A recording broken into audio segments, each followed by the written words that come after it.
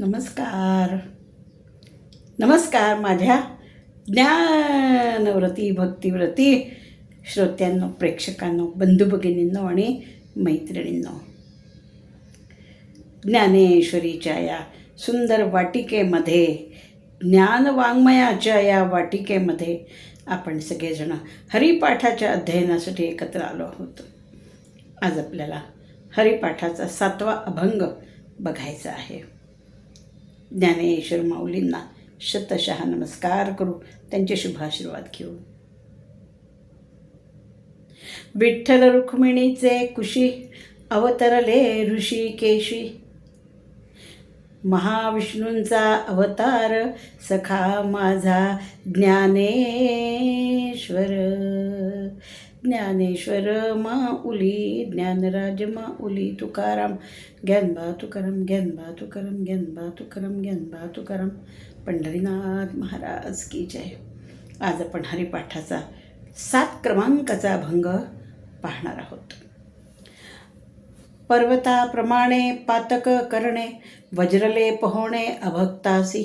नाही ज्यासी भक्ती ते पतित अभक्त, हरिसिन भजत दैवहत. ज्ञानदेवा प्रमाण आत्मा निधान, सर्वागटी पूर्ण एक नांदे. हरिमुखे म्हणा, हरिमुखे म्हणा, पुण्याची गणना कोण करी. आपण पुन्हा एकदा 7वा अभंग म्हणूया. पर्वताप्रमाणे पातक करणे, वज्रलेप होणे अभक्तासी. नाही ज्यासी भक्ती ते पतित अभक्त, हरिसिन भजत दैवहत. अनंत वाचाळ ते बरळती बरळ, त्या कैचा दयाळ पवे हरी. ज्ञानदेवा प्रमाण आत्मा हा निधान, सर्वा घटी पूर्ण एक नांदे. हरिमुखे म्हणा, हरिमुखे म्हणा, पुण्याची गणना कोण करी. मुखाने हरी हरी म्हणायचं आहे, मग पुण्याची गणना करायला जगामध्ये अंकच राहणार नाही, इतकं अमाप पुण्याच्या राशी जमा होतील. हरिनामाचं, ईशभक्तीचं स्मरण करून देणाऱ्या या 7व्या श्लोकामध्ये आपल्याला पाप पुण्याचा एक वेगळा दृष्टिकोन पाहायला मिळतो. पर्वताप्रमाणे पातक करणे, वज्रलेप होणे अभक्तासी. पर्वताप्रमाणे पातक, पर्वत डोंगर नाही, पर्वताप्रमाणे पातक करणे. पाप करायला कोणालाच आवडत नाही, पाप करायला कोणालाच आवडत नाही, सगळ्यांना पुण्य हवं असतं. तरी लोक पाप का करतात. अर्जुनाने गीतेत भगवंताला विचारलंय, अनिच्छन्नपि वार्ष्णेय बलादिव नियोजित. अर्जुनाने भगवंताला विचारलंय की पाप का करतात लोक. अनिच्छन्नपि, इच्छा नसताना सुद्धा बलादिव नियोजित, बलादिव नियोजित. तर ही पाप करतात आणि पातकांचे पर्वतचे पर्वत ते करतात आणि त्याचा वज्रलेप त्या सूक्ष्म देहाला होतो. ते हे पातक कोणतं आहे. पर्वताप्रमाणे पातक करणे. पातक या शब्दाचा अर्थ मौलींनी फार सखोल गंभीर घेतलेला आहे. या पातक शब्दामध्ये पाप आणि पुण्य हे दोन्ही आलं आहे. तुम्ही म्हणाल पातक शब्दात पुण्य कसं काय येतं. ते आहे पातक शब्दामध्ये पुण्य आहे. भगवंतांच्या ज्ञानोबा माऊलींच्या मते ते एकच कर्म पुण्यकर्म आहे, जे मोक्षासाठी केलं जातं, जे परब्रह्मज्ञानासाठी केलं जातं, जे आत्मज्ञानासाठी केलं जातं, जे कैवल्यासाठी केलं जातं. ते एक कर्म निव्वळ पाप, ते एक कर्म केवळ पुण्यकर्म आहे. बाकी आयुष्यात तुम्ही सत्कर्म करा, चांगली कर्म करा, विधायक कर्म करा, पण ती पापच होतात, कारण ती मोक्षासाठी नसतात. पुण्यात्मके कर्मे स्वर्गा जाईजे, पापात्मके कर्मे नरका जाईजे. हा केवळा एक नवीन दृष्टिकोन आपल्याला हरिपाठामध्ये मिळतो. पातकामध्ये दोन्ही येतात. तुम्ही आयुष्यभर चांगली कामं केली, विधायक केली, तरी त्याच्याने मोक्ष मिळणार नाही आहे. स्वर्गप्राप्ती होईल, पुन्हा याल तुम्ही. पण जे एक काम तुमचं मोक्षासाठी केलं जाईल, तुमची सायुज्यता होईल, ते काम पुण्यकर्म आहे. जे माते जाणीजे ते शुद्ध पुण्य, माऊली म्हणतात. जे मला जाणण्यासाठी केलं जातं कर्म आणि सायुज्यता पावतं जे कर्म, परब्रह्माशी सायुज्यता पावतं जे कर्म, ते पुण्यकर्म आहे. अदरवाईज बाकीची कर्म ही पातकं मानली गेलेली आहेत. आणि अशी जन्मोजन्मीची कामं आपण केली आहेत, आपल्याला ती पुण्यकर्म वाटत असतात.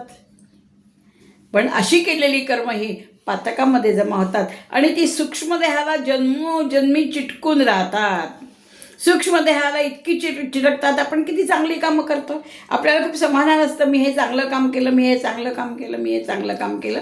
पण ते क्षणिक असतं ना. चिरकाळ काय असतं, परब्रह्मप्राप्तीसाठी केलेलं कर्म हे शुद्ध पुण्य असतं, ते कमी होतं. त्यामुळे जन्मोजन्मीच्या या पापांच्या राशी त्या सूक्ष्मदेहाला चिटकून राहतात आणि त्याचा वज्रलेप होतो. मूर्तीला लेप लावला की तो शाश्वत असतो, तो निघतच नाही. वज्राचा घाव, तर वज्रलेप होतो त्या पातकांचा, कधीही ती पाप निघत नाही.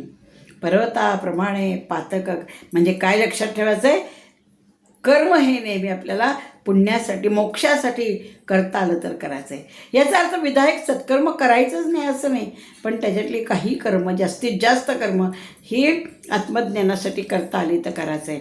त्याच्यासाठी वेद, गीता, ज्ञानेश्वरी, दासबोध ह्याच्यामध्ये मार्गदर्शन केलेलं असतं. तर पर्वताप्रमाणे पातक करणे, वज्रलेप होणे हे कोणाचं होतं, अभक्तासी, भक्तीचा अभाव असलेले लोक.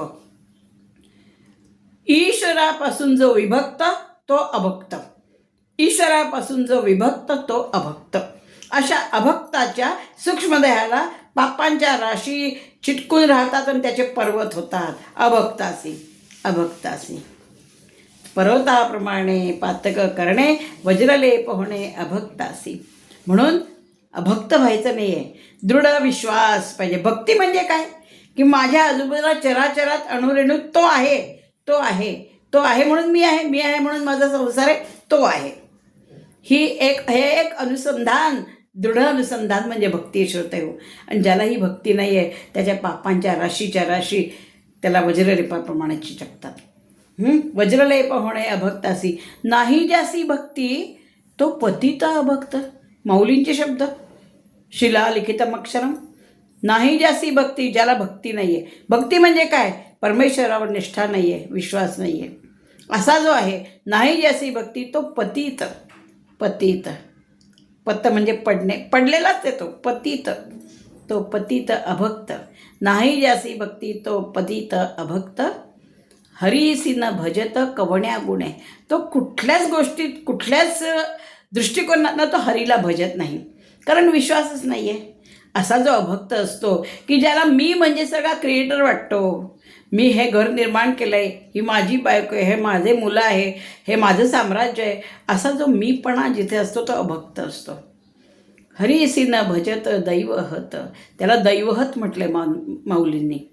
माऊलींच्या मुखातला असा शब्द म्हणजे त्या माणसाचा केवढं दुर्दैव आहे. माऊलींसारख्या विभूती मत्वाने अभक्ताला दैवहत म्हणावं. मग अभक्त कशाला व्हायचं, जे सत्य आहे ते स्वीकारावं. आपण आहोत ते त्याच्यामुळे आहोत, त्यामुळे त्याच्याशी अनुसंधान ठेवायचं आहे. नाही ज्यासी भक्ती तो पतित अभक्त, हरीसी न भजत दैवहत. दुर्दैवी येतो दैवहत.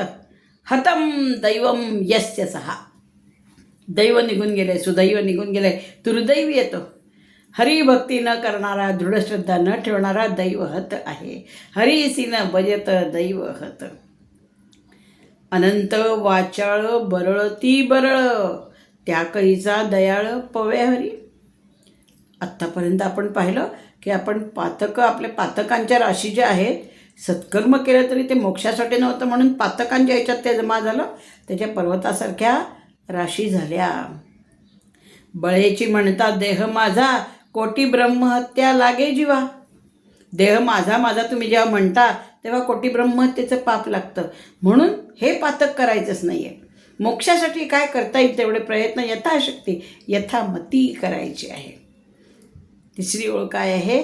पर्वताप्रमाणे पातक करणे, वज्रलेप होणे अभक्तासी, नाही जासी भक्ती तो पतित अभक्त, हरिसी न भजत दैवहत, अनंत वाचाळ बरळती बरळ. माऊलींच्या एक ज्याला म्हणतात फटकार आहे हा. कोणावर? शब्द पांडित्य गाजवणाऱ्या, शब्दांचे पोकळ बाजार मांडणाऱ्या, 4 वाक्य वाचल्यानंतर त्याचे 8, 10, 12 वाक्य करून साध्या लोकांसमोर भोंदूपणा करून शब्द पांडित्य गाजवणाऱ्या लोकांसाठी हा फटकारा आहे. अनंत वाचाळ, वाचाळ निरर्थक शब्दांचा पोकळ बाजार, वाचाळ निरर्थक शब्दांची पोकळ बडबड म्हणजे वाचाळ. त्या शब्दांच्या मध्ये काहीच नसतं, फुगा आतमध्ये काहीच नाही. अनंत वाचाळ बरळती म्हणतात त्याला. अशा निरर्थक शब्दांचा बाजार मांडून, प्रभावी शब्द वापरून, दुसऱ्याच्यावर प्रभाव टाकून जे लोकांना फसवतात. अनंत वाचाळ बरळती म्हणतात त्याला, बरळ म्हणतात. तो बरळती बरळ त्या कैचा दयाळ पवे हरी. त्याला तो दयाळू असला तरी तो हरी कसा काय पावेल त्याला? हरी दयाळूच आहे ना. माऊली आपली दयाळू आहे, दयाळू आहे, कनवाळू आहे, प्रेमळ आहे, मायाळू आहे, कृपाळू आहे, अशी माऊली आहे. देव तसाच आहे, हरी तसाच आहे. पण तो इतका दयाळू असला तरी अनंत वाचाळ बडबड करणाऱ्या आणि शब्दपांडित्यांनी लोकांना फसवणाऱ्या लोकांना तो हरी कसा काय पावेल? अनुभूती पाहिजे, थोडी तरी अनुभूती पाहिजे. आणि नाहीतर शब्दांचा बाजार मांडू नये. मोजक्या शब्दामध्ये लोकांना ज्ञान देता आलं पाहिजे. अनंत वाचाळ बरळती बरळ त्या कैचा दयाळ पवे हरी. तो दयाळू परमेश्वर त्याला कसा काय पावेल? दयाळू परमेश्वर त्याला पावणार नाही. अनंत वाचाळ बरळती बरळ त्या कैचा दयाळ पवे हरी. ज्ञानदेवाप्रमाण आत्मा हा निधान. ज्ञानदेव शेवटच्या वेळीत म्हणताय, ज्ञानदेवाप्रमाण आत्मा हा निधान. माऊली म्हणतात की या ज्ञानदेवाने एकच प्रमाण मानलं आहे, आत्मा. आत्मा हे प्रमाण मानलेलं आहे. आत्मा हे प्रमाण मानलेलं आहे म्हणजे आत्मज्ञान हेच प्रमाण मानलं आहे माऊलींनी. बाकी जगात जी 4 प्रमाणं अस्तित्वात आहे, प्रमाण 4 अस्तित्वात आहे. प्रमाण, अनुमान, उपमान, प्रत्यक्ष अशी ही 4 प्रमाण आहे. ह्या 4 प्रमाणांनी ज्या जगाचं ज्ञान होतं ते फक्त आत्मज्ञानाने किंवा हरिनामाने होतं. ते हरिनामाने होतं. 4 प्रमाणांनी जे ज्ञान होतं ते हरिनामाने होतं. पण ज्ञानदेवांना तेच प्रमाण आहे, हरिनाम. कारण हरिनामाने आत्मज्ञान होतं. ज्ञानदेवाप्रमाण आत्मा हा निधान. निधान म्हणजे ठेवाय. आत्मज्ञान हा माऊलींचा ठेवाय. ज्ञानदेवाप्रमाण आत्मा हा निधान. सर्वाघटी पूर्ण एक नांदे. तो आत्मा कसा आहे? काय सुंदर ओळ आहे. सर्वाघटी, घट म्हणजे देह, घट सगळ्या देहांमध्ये जो एकच अविनाशी आत्मा नांदतो तो आत्मा माऊलींना प्रमाण आहे. तो कोणामध्येच वेगळा नाही हो. मुंगी, आळ्या, किडे, पशु, पक्षी, जनावर, मनुष्य, प्राणी, यक्ष, गंधर्व, राक्षस सगळ्यांमध्ये मोहरी एवढा दाणा, मोहरी एवढा दाणा, मोहरी एवढा दाणा, सगळीकडे सारखा. कसा आहे? अनादि अनंत अव्यक्तोयमचिद्योयम. असा आत्मा आहे. नैनं चिंतन शस्त्राणी असा हा आत्मा आहे. तो सर्वाघटी एकच आहे. सर्वाघटी पूर्ण एक नांदे. गीतेमध्ये, ज्ञानेश्वरीमध्ये सात्विक ज्ञानाचं वर्णन करताना सांगितलं आहे. सर्वभूतेषु येनैकं भावमव्ययमीक्षते अविभक्तं विभक्तेषु तज्ज्ञानं विद्धि सात्विकं. ते सात्विक ज्ञान आहे. वेगवेगळ्या असलेल्या पशुपक्षी प्राण्यांमध्ये, जीवांमध्ये एकच अविनाशी तत्व आहे. हे जे जाणतं ज्ञान ते ज्ञान सात्विक ज्ञान आहे. आणि ते ज्ञान माऊलींना पाहिजे आहे. ते समत्व माऊलींना पाहिजे आहे. म्हणून शेवटच्या वेळी म्हणत आहे की ज्ञानदेवाप्रमाण आत्मा हा निधान. सर्वाघटी पूर्ण एक नांदे. सगळ्यांमध्ये एकच आहे. सगळ्यांमध्ये एकच आहे. सर्वाघटी पूर्ण एक नांदे. हरिमुखे म्हणा, हरिमुखे म्हणा, पुण्याची गणना कोण करी. मुखाने हरी म्हणा. या मुख शब्दामध्ये सुद्धा इतके वेगवेगळे अर्थ आहे किंवा इतका गहन अर्थ आहे. तो आपण पुढच्या प्रवचनामध्ये पाहूया.